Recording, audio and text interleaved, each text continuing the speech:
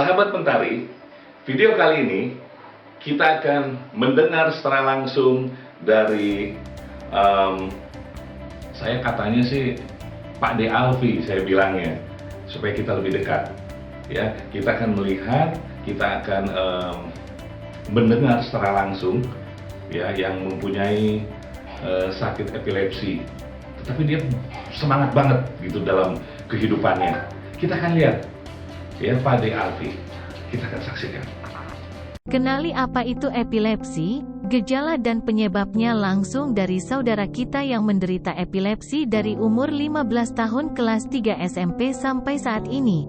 Tetapi beliau tetap semangat mengisi hari-harinya. Dan pembahasan mengenai apakah epilepsi itu dosa turunan atau dosa kutukan? Peringatan, isi video dewasa 18+. Video ini berisi konten yang tidak sesuai untuk remaja dan anak-anak.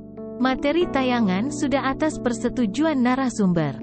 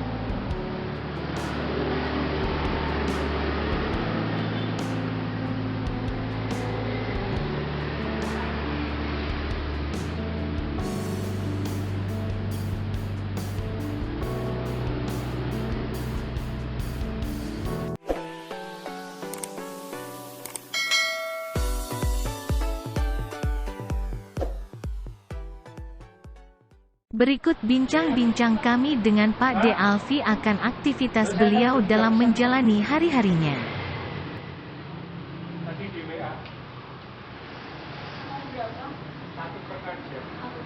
Ya. Yang minta satu per 23. Ya. Bisa. Rasa negara ada mas bisa.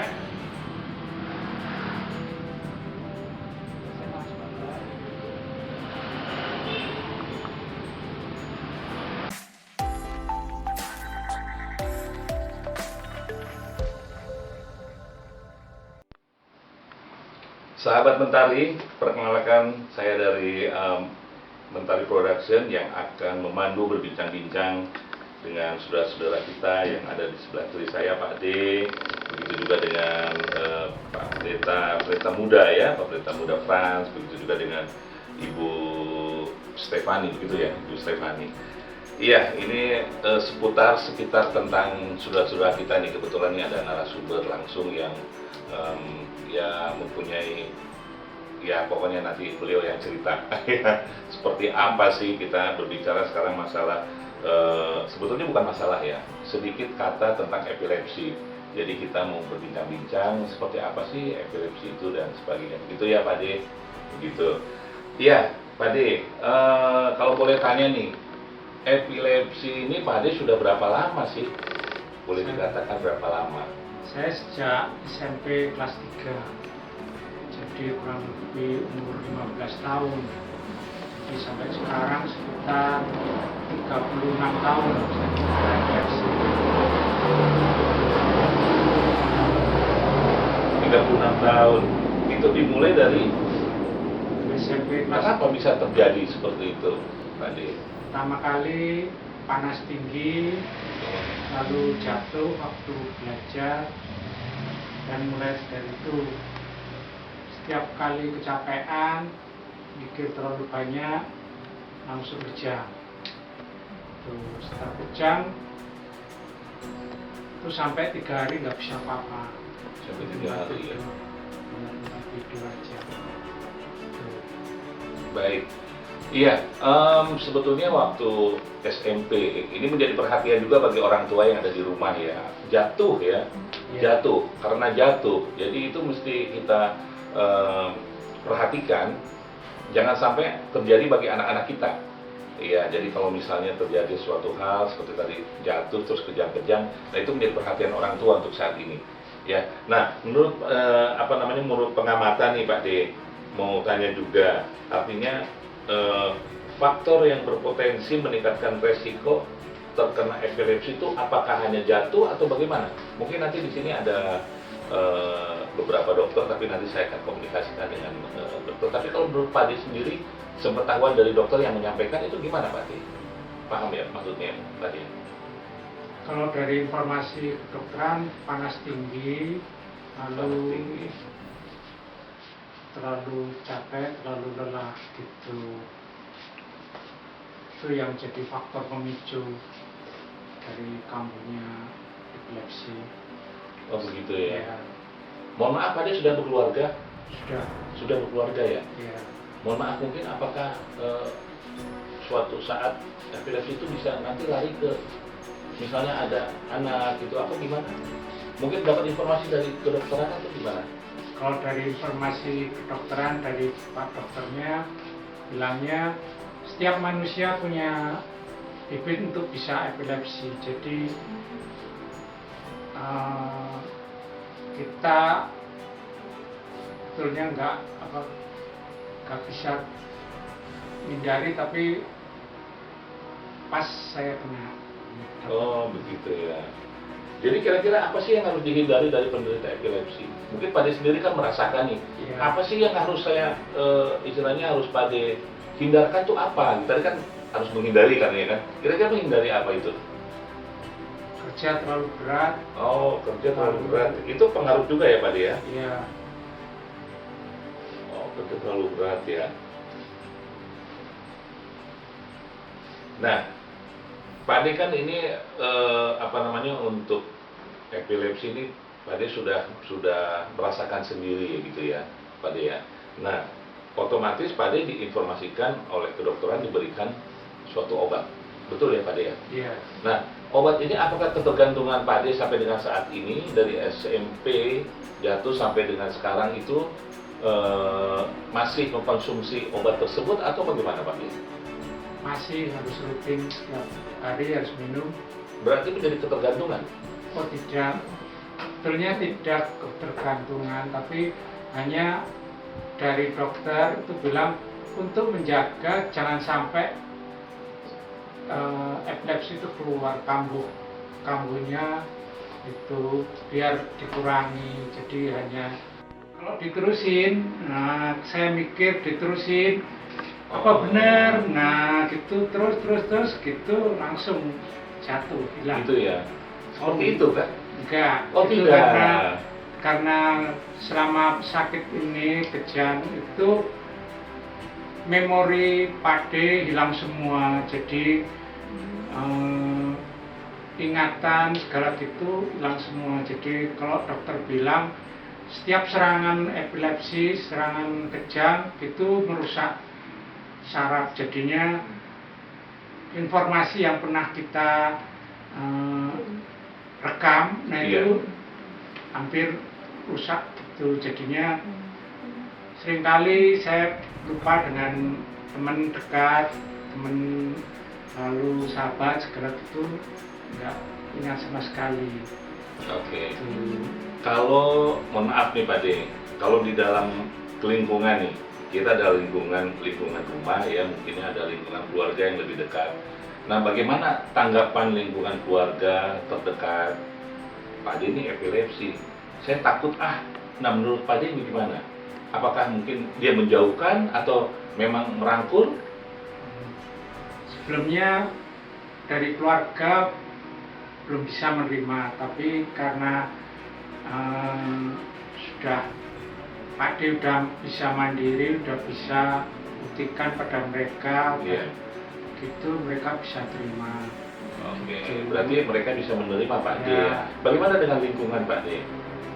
Kalau lingkungan kemungkinan belum bisa, sampai sekarang aja Pak D berapa kali harus keluar dari tempat kerja karena kambuh di saat. Oh, jadi mereka merasa takut. Ya, Oke, nah di sini sudah ada narasumber juga dari pendeta muda kita, dari Bu Stefani, mungkin akan bertanya-tanya, silakan. Kalau saya tadi saya perhatikan Pak D jelasin bahwa dokter pernah mengatakan setiap orang sebetulnya ada bibit untuk epilepsi. Nah, dari pernyataan itu saya ingin tanya sama Pak Frans, kira-kira ada hubungannya nggak dengan secara rohanian ya?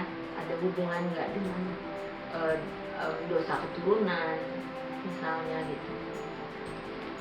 Kalau pada dasarnya tidak ada, tapi seperti yang kita sudah belajar di kejadian kan sudah manusia sudah jatuh dalam dosa, dan di situ dalam diri manusia ya ada penyakit seperti yang dijelaskan oleh Pak D.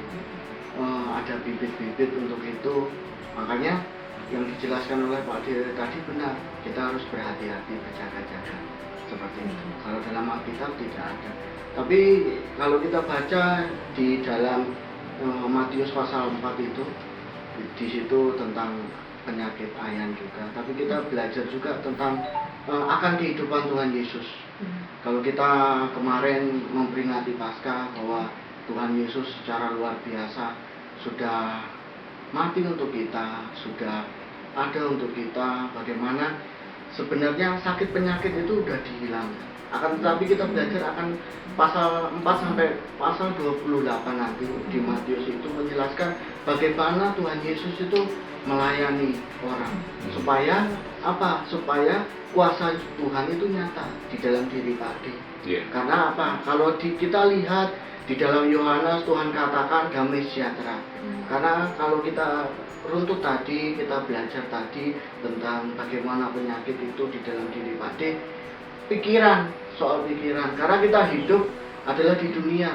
Karena satu hal kita memikirkan ke depan, bagaimana memikirkan masa depan, tentang kekhawatiran. Sebenarnya tentang kekhawatiran akan hidup ini.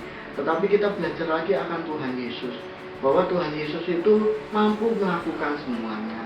Seperti Pak D, saya percaya juga Pak D bisa tidak lagi mungkin dulunya sering lagi kambuh, tetapi ketika dia berdoa, ketika dia baca Alkitab, ketika dia ke gereja, ketika dia bersyukur sama Tuhan, ketika dia tidak lagi memikirkan kekhawatiran yang terus-menerus.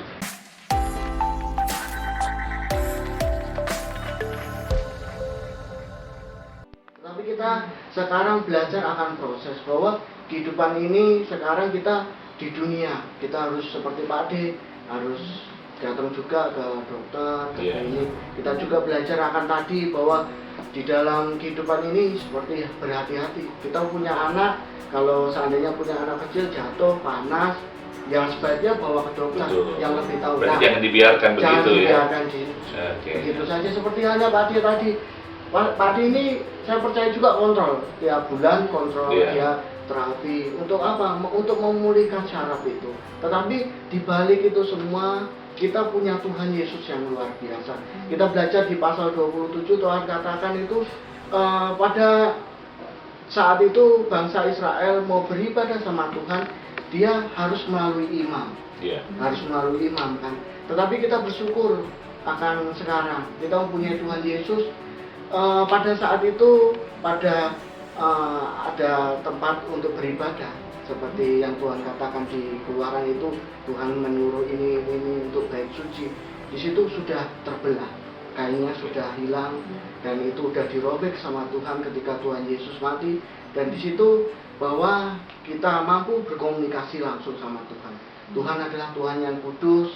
Kita bersyukur juga, kita makanya ketika Paskah kemarin kita harus mengingat akan hal itu, bahwa Tuhan Yesus mampu melakukan semuanya.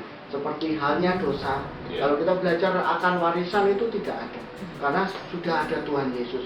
Tetapi kita mau percayai bahwa kita sudah terjangkit oleh dosa Adam dan Hawa. Akan tetapi kita ada, yaitu kita hidup. Karena di Keluaran itu pada saat bangsa Israel, pada saat itu tulah yang ke-10 itu anak sulung ya, mati Iya. semua.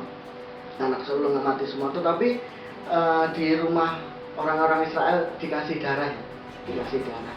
Tetapi sekarang kita sudah dikasih darah Tuhan Yesus. Makanya kematian itu sudah dilewati. Makanya sakit penyakit itu sudah dilewati.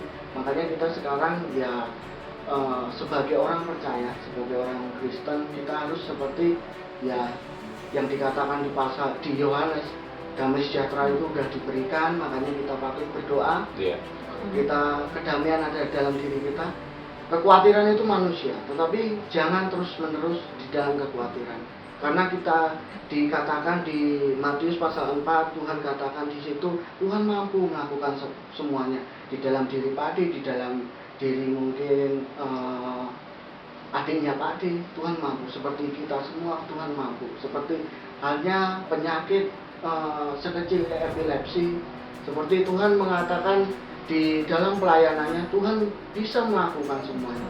Karena satu hal, yaitu percaya sama Tuhan. Tetapi kita juga harus mengerjakan, seperti halnya kita beriman, tetapi kita harus mengerjakan iman itu dengan apa? Seperti halnya Pak Ade tadi, datang ke rumah sakit, berobat, dan selanjutnya yaitu menjaga mungkin jangan jatuh lagi, menjaga mungkin jangan khawatir lagi, menjaga mungkin sebisa mungkin Pak Ade lebih tahu ya daripada saya bagaimana menjaga agar tidak kambuh lagi. Oke, baik. Sahabat Mentari, kita tadi mendengar ya, tertarik dari pendeta muda kita Pak Frans tentang hal kekhawatiran. Sekarang kita ke Pak D nih, ya Pak D, mengenai hal kekhawatiran. Boleh dong cerita sedikit, namun kita akan melihat dulu keseharian Pak D seperti apa.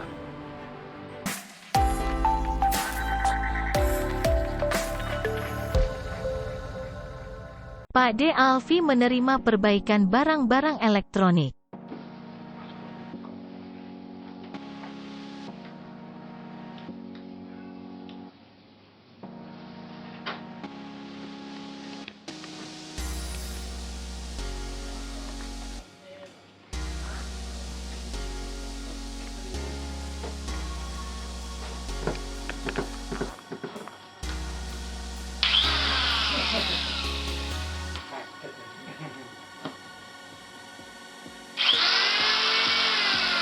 Pak D. Alfi membuka warung yang menjual sembako, air mineral dan gas LPG.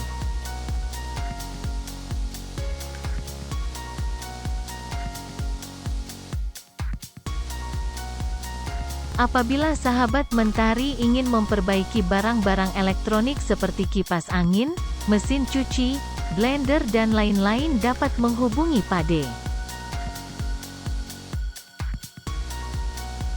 Atau sahabat Mentari memerlukan sembako, seperti beras, minyak, telur dan gas LPG dan air galon, segera hubungi Pak D. Alfi untuk diantar.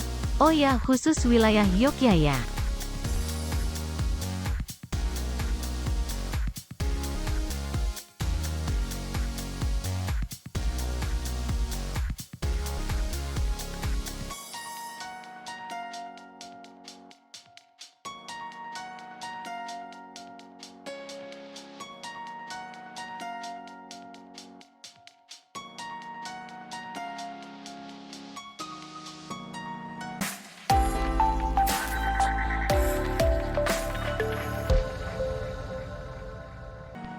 Ya, Pak D, mengenai hal kekhawatiran, sebetulnya apa sih yang dirasakan Pak D seperti tadi kan sudah disampaikan nih, ada hal kekhawatiran. Bagi Pak D sendiri, ada nggak hal kekhawatiran apa sih yang dikhawatirkan oleh Pak D sendiri? Ya, pertama khawatir untuk kalau seandainya kambuh, nah itu resikonya pernah kambuh di kantor, sampai satu kantor bingung sampai masuk rumah sakit. Oh, begitu ya? Nah itu, lalu kalau bepergian gitu khawatir di jalan kambuh. Nah itu karena pernah kambuh di jalan, lalu sampai polisi tanya Bapak mau kemana segala gitu.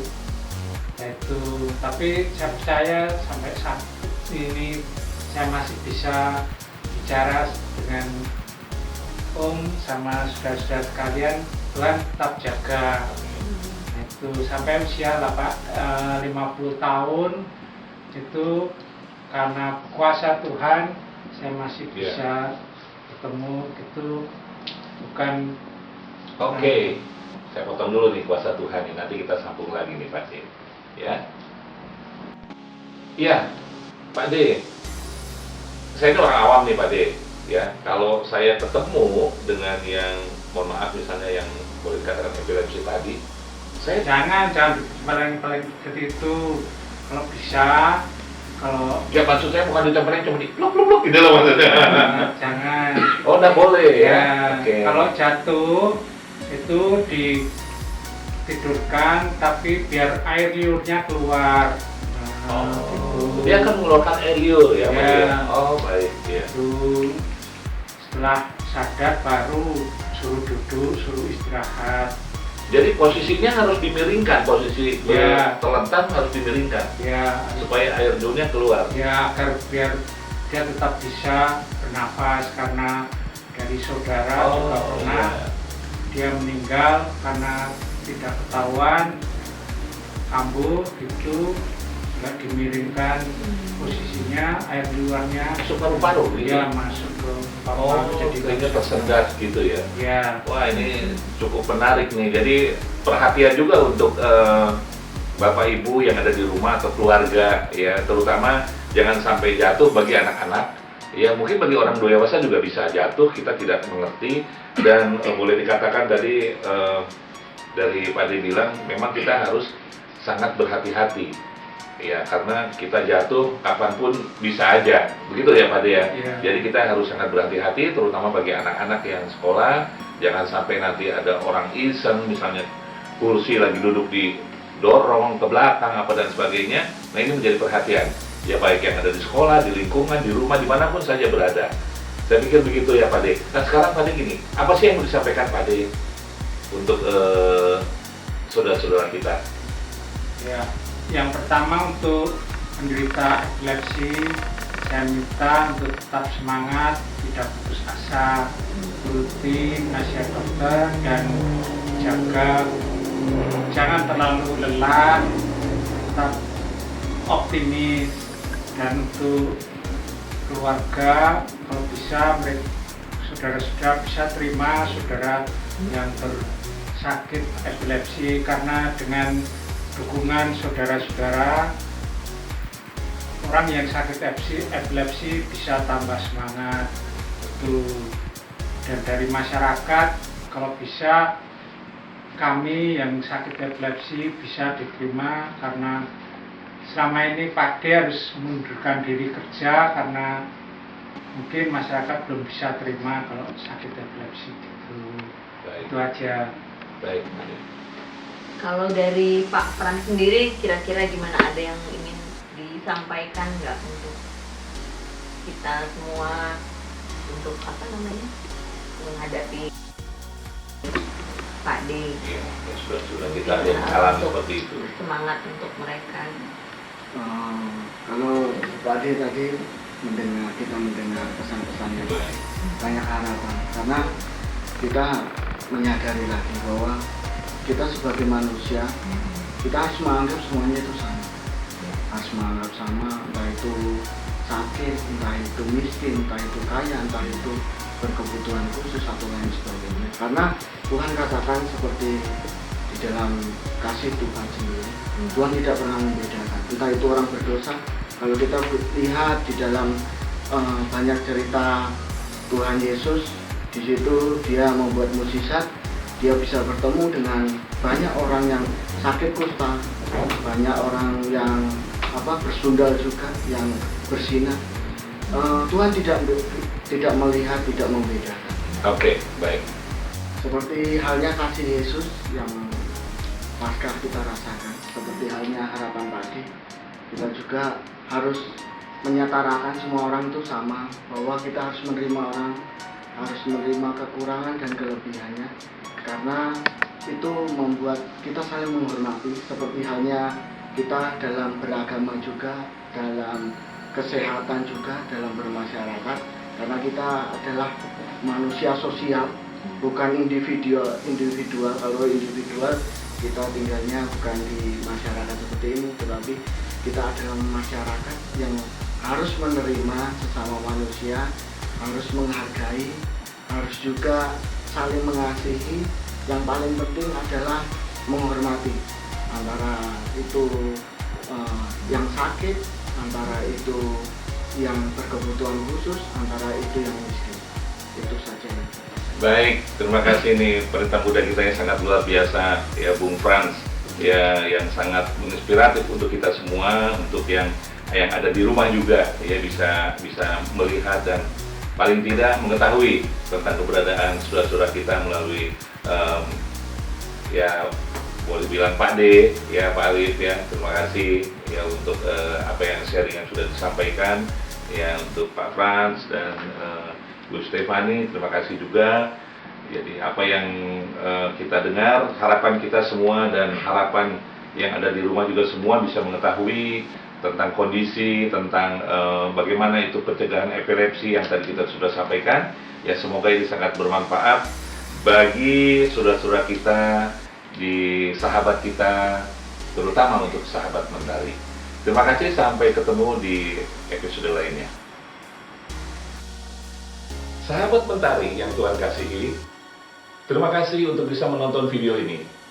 Jangan lupa subscribe, komen, like, dan bisa share ke orang-orang yang memerlukan untuk kehidupan kita, dan melihat apa yang ada di dalam cerita tersebut menjadi bagian dalam kehidupannya. Terima kasih, Tuhan memberkati.